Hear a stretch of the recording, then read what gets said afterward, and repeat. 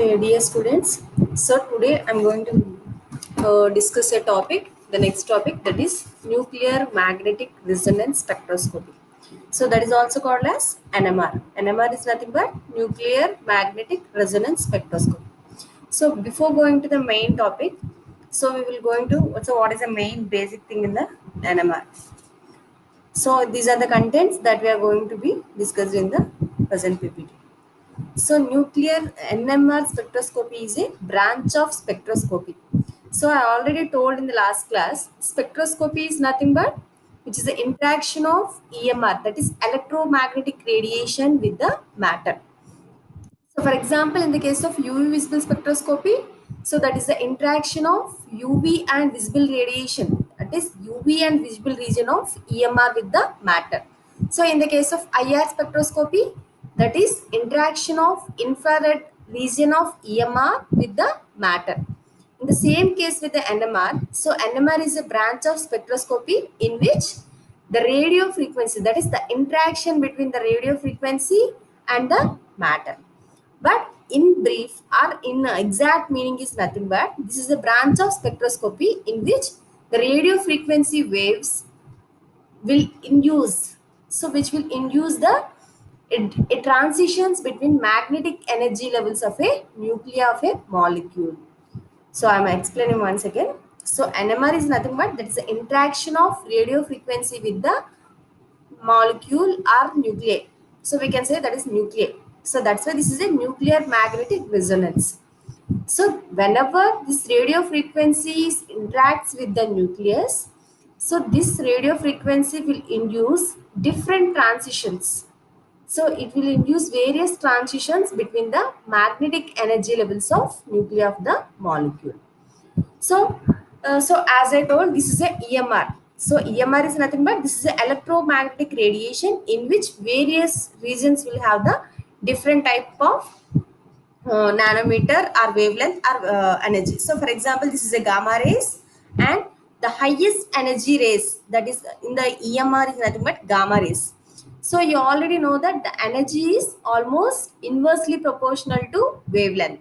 So if the region is having the highest energy, that means it is having the lower wavelength, isn't it?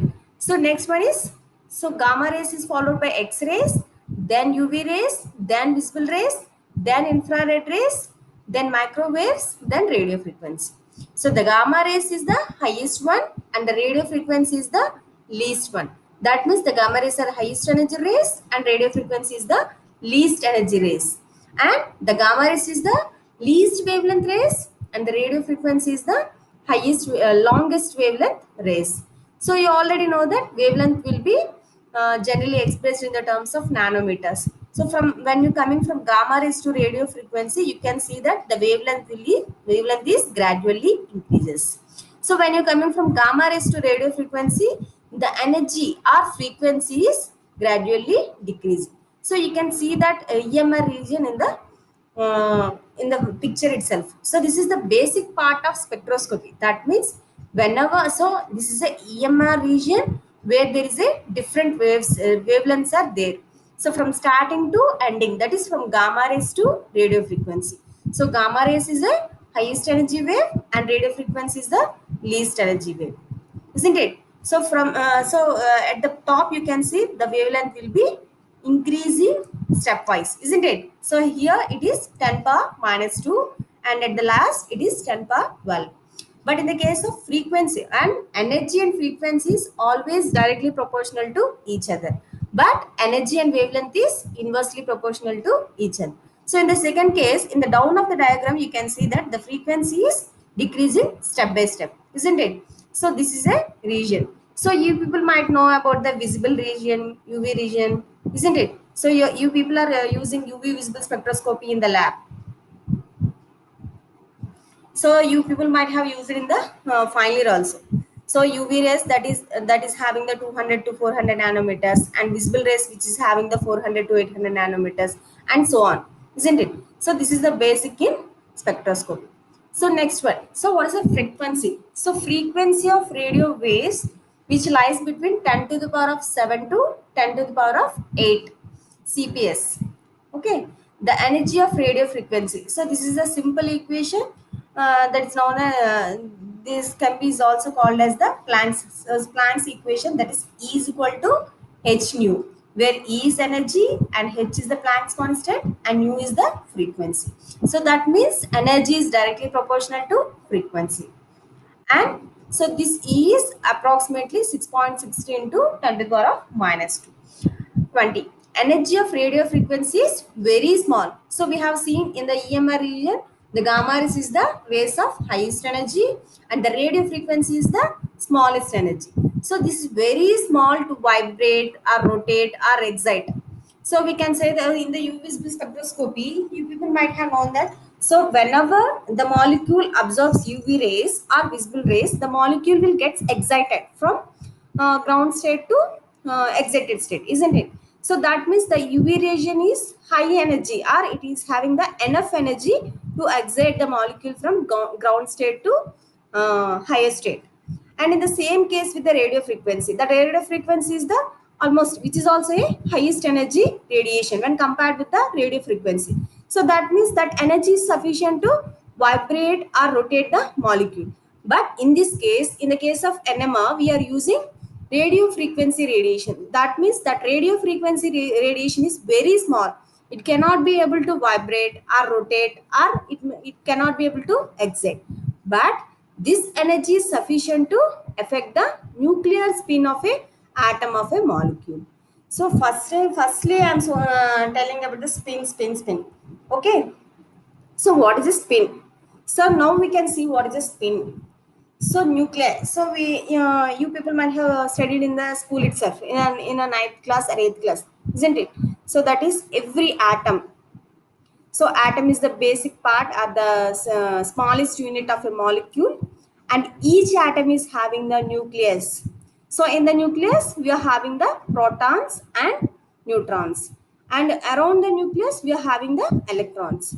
So the nuclei of some atoms have a property called spin. So what is meant by spin? Spin. I think you heard in the cricket, isn't it? So spin is nothing but spin ball. So myself also, I'm not very much affected with this spinning word, but spin is nothing but which is a rotating around itself, isn't it? So the nucleus of some atoms will behave as if they were spinning on its around. So this is like a spin property of electron. So generally the nuclei of some atom have the two types of spins, that is positive and negative. So the spins can be shown with the plus half and minus half. And each spin active nucleus have the number of spins. So the number of spins is generally defined with the help of a spin quantum number, that is a I. So if the molecule is having the spin quantum number I, then the number of spin states is equal to 2I plus 1. That is 2 into spin quantum number plus 1. So what is the spin? So spin quantum number is nothing but if the number of neutrons and the number of protons are both even. That means if suppose for example, I can say, for example, I have taken some helium, isn't it? So helium is having the 2 neutrons and 2 protons. That means both neutron and protons. So they are even. That means it doesn't have any spin. For example, C12. So C12 is a carbon which is having the 12 atomic number. That means it is having 12 protons and 12 neutrons. That means it doesn't have any spin. So we can say, we can take in the example that is oxygen. So oxygen is having the 16. So the atomic number is equal to protons. That is, so the number of protons and the number of neutrons are 16. So if the number of protons and if the number of neutrons, so both the neutrons plus protons is odd, then the nucleus has the half integer spin. So in the first point, we can see that in the C12, that means the neutrons are 6 and protons are 6. So that means total both neutrons and protons are 12. In the second case, we can see that the both neutrons and protons are odd. That means, for example, you can take fluorine. So fluorine is a 19. That means 9 is a number of protons and 10 is a number of neutrons. If both the sum of the neutrons and the protons are odd, then the integer will be half integer. That means half, 3 by 2 or 5 by 2. If the number of neutrons and the number of protons are both odd. So in the first case, we have seen addition of both neutrons and protons, that is even. And in the second case, both the neutrons and the protons, addition of both the neutrons and protons, that is odd, then it is a half integer. And if the number of neutrons and the number of protons are both odd, then the nucleus has a integer spin. That means 1, 2, 3. For example, in the case of H, it is having one neutron and one proton. That means the both are odd. But in this case, yeah, total number of protons and the number of neutrons are both, sum of both neutrons and the protons are even. That means it is a no spin.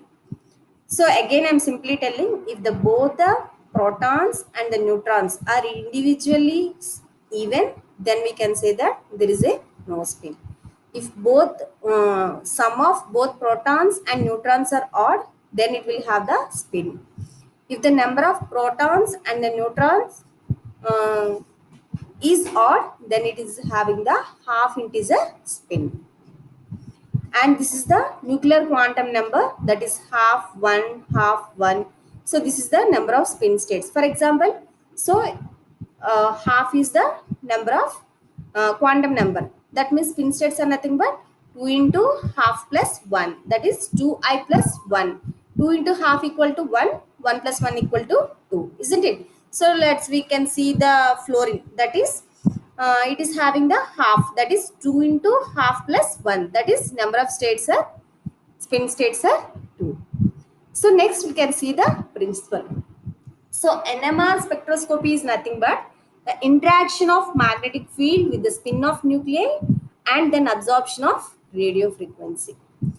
So already told, that is nothing but interaction of radio frequency rays with the nuclei. So that means the interaction of magnetic field with the spin of nuclei. So I will elaborate it later. Just see this. So for example, the nucleus of proton, that is H plus, has two spin orientations. Why? Because it is having one electron. It doesn't have any neutrons. It is having only protons. That means one is odd and another one is even. But sum of both odd and even, it will give the odd. That means it is having the half integer, isn't it?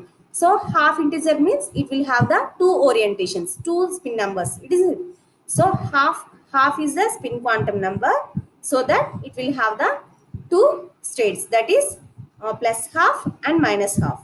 So the clockwise rotation will show the plus half and the anti-clockwise will show the minus half. So when the nucleus spins in a clockwise, it will show the plus half. When the nucleus rotates in a anti-clockwise, it will show the minus half. So the number of spin states are 2, isn't it? 2 into I plus 1, where I is the half. So how did you get the half value? So half value is nothing but where I got because of the neutrons and the protons. In the case of hydrogens, there is only one proton and there is no neutrons. The proton plus neutron is equal to odd.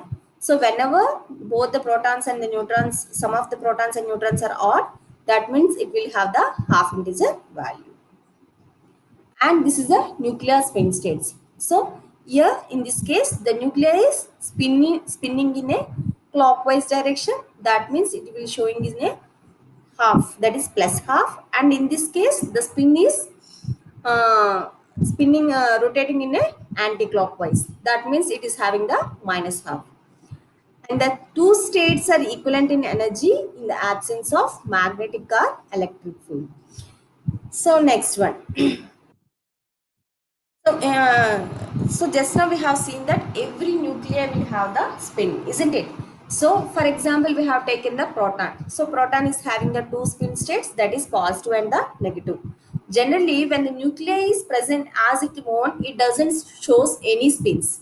That means it will remain calm. So it is in a rest position. So whenever the nuclei is applied with some amount of magnetic field, then the spin states will be different shades. That means it will shows negative spin state and positive spin states.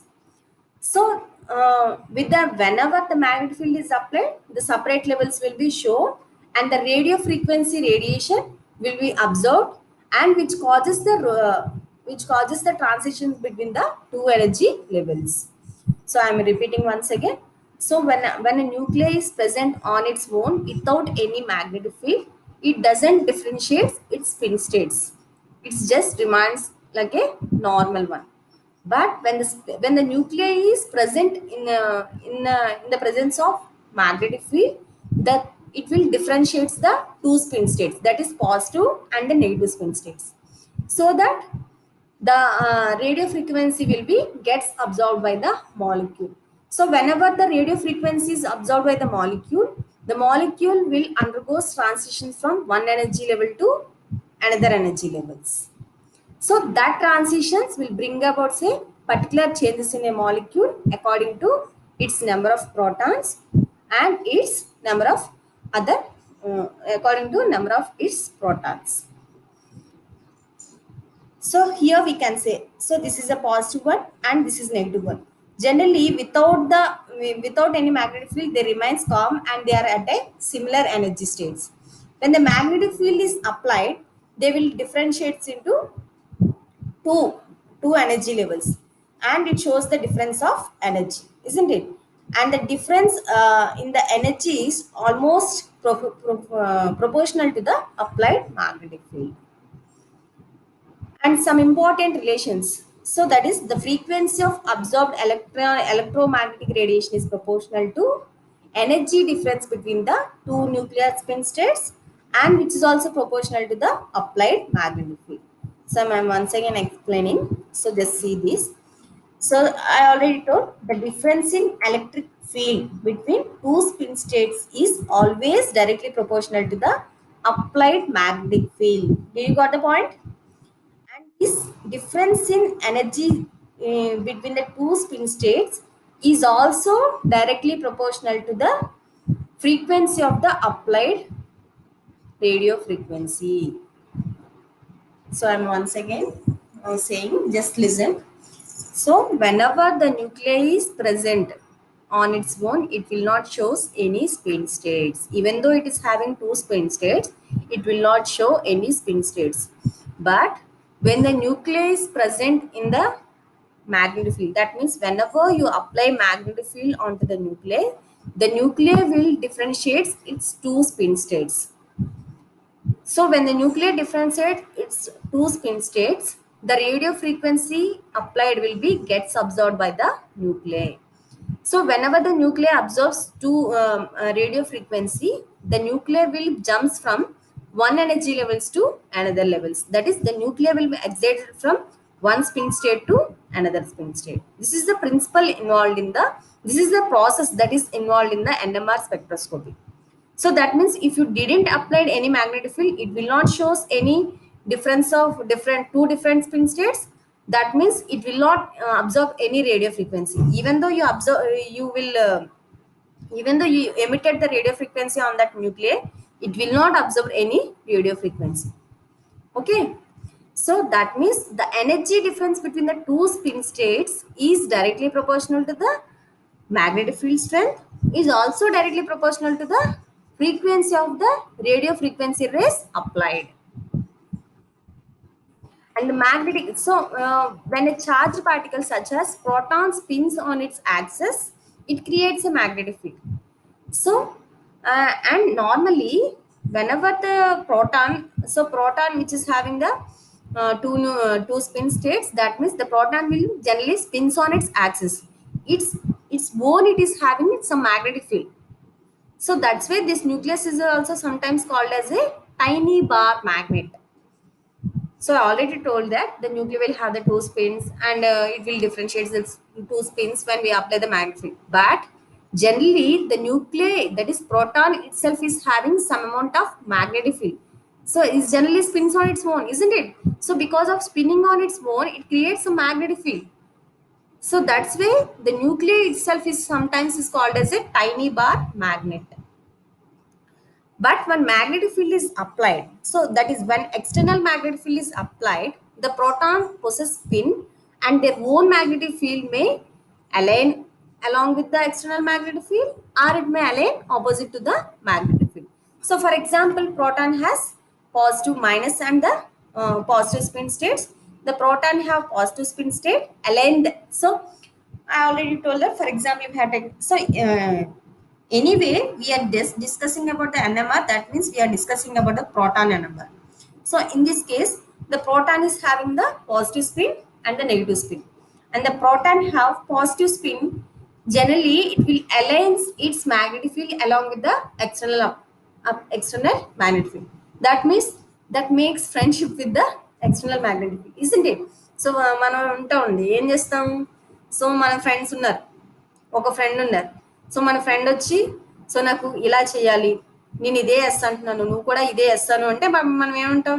So మన friend ఏం చెప్తే మనం కూడా yes అంటాం. So ఇద్దరం yes అంటాం కాబట్టి హ్యూజ్గా ఏమవుతుంది, మన మెజారిటీ ఎక్కువ ఉంటుంది. సో దట్ మీన్స్ అలాగే సేమ్ ఇక్కడ ఏమవుతుందంటే హెచ్కి పాజిటివ్ స్పిన్ ఉంది. సో పాజిటివ్ స్పిన్ ఉన్నప్పుడు ఏమవుతుందంటే that will aligns with the external magnetic field. So external గా ఒక మ్యాగ్నెటిక్ ఫీల్డ్ అప్లై చేసాము. అది కాకుండా మనం ఏదైతే ప్రోటాన్ తీసుకున్నామో ప్రోటాన్ కూడా ఇండివిజువల్ గా మ్యాగ్నెటిక్ ఫీల్డ్ ఉంది, ఇజంట్ ఇట్. సో ఆ మ్యాగ్నెటిక్ ఫీల్డ్ ఈ మ్యాగ్నెటిక్ ఫీల్డ్ సేమ్ గా అలైన్ అయి ఉంటే it will shows the positive. And the negative spin ఏమవుతుందంటే దట్ విల్ అంటే మన ఎనిమీ అనమాట. సో మన ఎనిమీ ఒకటి చెప్తే మనం ఒకటి చెప్తాం. So that will shows the negative. But so నేను నా ఫ్రెండ్తో చెప్పిన సేమ్గా అలైన్ ఉన్నాం కాబట్టి అది ఏంటంటే లోవర్ ఎనర్జీ కింద వస్తుంది. ఎందుకు లోవర్ ఎనర్జీ కింద వస్తుందంటే the difference between the two fields. So నేను సేమ్ ఒపీనియన్తో ఉన్నాను, నా ఫ్రెండ్ సేమ్ ఒపీనియన్తో ఉన్నా కాబట్టి డిఫరెన్స్ అనేది చాలా తక్కువ. So that will shows the lower energy. But the minus spin that means that is aligning opposite to the external magnetic field. That means the difference is more. That will shows the higher energy, isn't it? So did you people got the point? So here we can see with the help of a image, a spinning proton will always creates a magnetic field, isn't it? So any nucleus is having the spin and that spin will spins on its own. That means the nucleus will spins on its own. So whenever the nucleus spins on its own, it will always create some magnetic field on itself. But so generally, when no external magnetic field is there, the nuclear magnets. So each nucleus will resemble a tiny bar magnet, but they will be just randomly oriented in the absence of any external magnet. But if you have applied any magnetic field, then this nucleus or then these protons will align either along the magnetic field or opposite to the magnetic field. So the molecules, the protons which are aligned with the magnetic field will shows the positive spin, and the molecules which are aligned against the magnetic field shows the negative magnetic field, negative spin states. So these are the spins of the nucleus in the absence of magnetic field, external magnetic field. But if you have applied the external magnetic field, they will show they will either align along with the applied magnetic field or they will align opposite to the external magnetic field. And in this case, this is a two energy states. I have already told that. So this spin positive is nothing but that will align with the applied magnetic field, and that will shows the negative energy, lower energy state, because the difference is very low. And in this case, the spin will be aligned against the applied field, so the difference is more, and this will shows the higher energy state. And the external magnetic field. So when placed in an external magnetic field, spinning proton will be acts like a bar magnet, isn't it? So here, so lower energy stable, and you have applied the more energy, and that will shows the less stable. So generally, when the molecule is present at the lower energy, that means more stable. చూడండి, మనం ఇప్పుడు చాలా కామ్గా కూల్గా ఉన్నామంటే అర్థం ఏంటి, మనం స్టేబుల్గా ఉన్నాం అంటే లో ఎనర్జీతో స్టేబుల్గా ఉన్నాం. సో అదే మనం ఫుల్ చూడండి, ఏదైనా కోపం వచ్చినా హ్యాపీ వచ్చినా ఎగ్జైటెడ్లో ఉంటాం. సో కోపం వచ్చినా హ్యాపీ వచ్చినా ఏం చేస్తామంటే ఎంత పెద్ద పని అయినా చేయగలం, లేదంటే ఏదైనా బరువు ఎత్తగలం, ఓకేనా? సో అంటే ఎగ్జైటెడ్ మోడ్లో ఉంటే generally we are at higher energy, isn't it? So if you are looking at calm and cool, that means you are at a low energy. But the low energy state, so మనం కూల్గా కామ్గా ఉంటే ఏంటి, stable. ఆ టైంలో ఏం చెప్పినా కరెక్ట్ చెప్తాం, ఓకేనా? మన ఫ్రెండ్ వచ్చి మేబీ ఏదైనా హెల్ప్ అడిగినా, లేదు అంటే ఏదైనా చెప్పినా, ఏదైనా అడిగినా కానీ కరెక్ట్గా చెప్తాం. అదే మనం excited state, that means if you are unhappy or if you are at a happy mood, very excited mood, you got an interview or you got an job, isn't it? So అలాంటి కేసులో మనం ఏం చెప్తాం, మా friend వచ్చి ఒక 50,000 అడిగితే, so we are in a unstable state, isn't it? So unstable స్టేట్లో ఏమంటే హైయర్ ఎనర్జీ స్టేట్లో ఏం చేస్తామంటే we are in a less stable state, isn't it? So this is the process that will generally occurs in a NMR. So the resonance phenomenon, the absorption of energy by the spinning nucleus. So absorption of energy by the spinning nucleus is called as a resonance phenomena. So in a strong electric field, two energy levels will be there and they differ in the alignment. And the two energy states, so the magnetic field of the spinning nucleus may be aligns along with the external magnetic field, or it may aligns against the magnetic field. And the proton with the right amount of energy can be absorbed and causes the spinning proton to flip. That means if the proton is present in the lower state, whenever it absorbs energy, it will flips to opposite side, and it will shows the negative side. So this is the oral process. So that means the molecule is at a lower energy. When it takes the energy, it will excited, and it will shows the higher energy, that is excited state. When it releases the energy, it will again back to the lower energy state. And according to quantum theory, the spinning nucleus have values for the spin angular moment. The spin angular moment is nothing but, so this is the formula for the spin angular moment, where I is spin quantum number, H is Planck's constant, and mu is the magnetic moment of the nucleus, and gamma is the gyromagnetic ratio. So if a nucleus having a magnetic moment is introduced into a magnetic field, H naught. So the magnetic field is the strength of magnetic field can be shown with the H naught. Then the two energy levels become separate corresponding to M1. So M1 is the angular moment, that is minus half, and the M1 is the another plus half.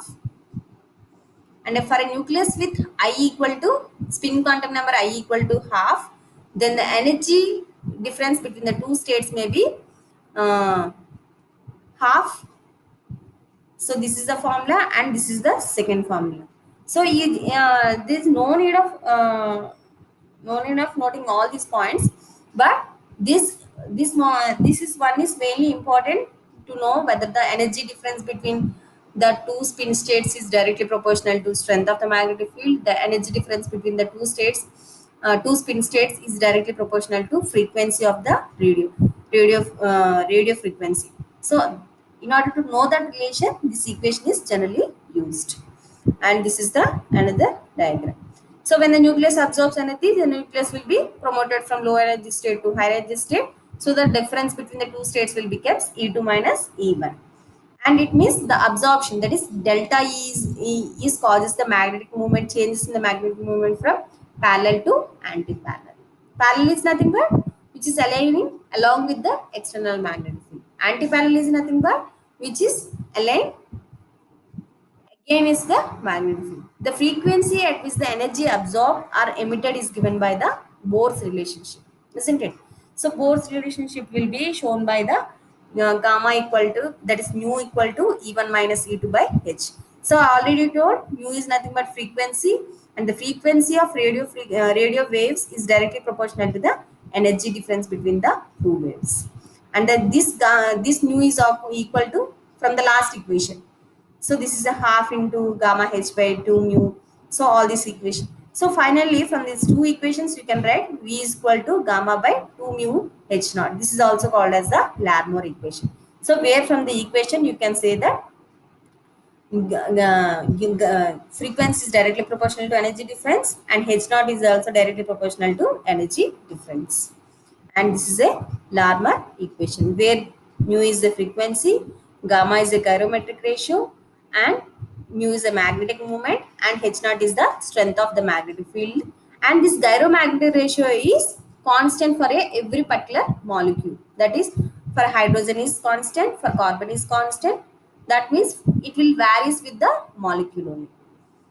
So from the Larmor equation, what we have seen, the frequency absorbed by the nucleus is almost equal to the energy difference between the two spin states, and it is also directly proportional to the applied magnetic field.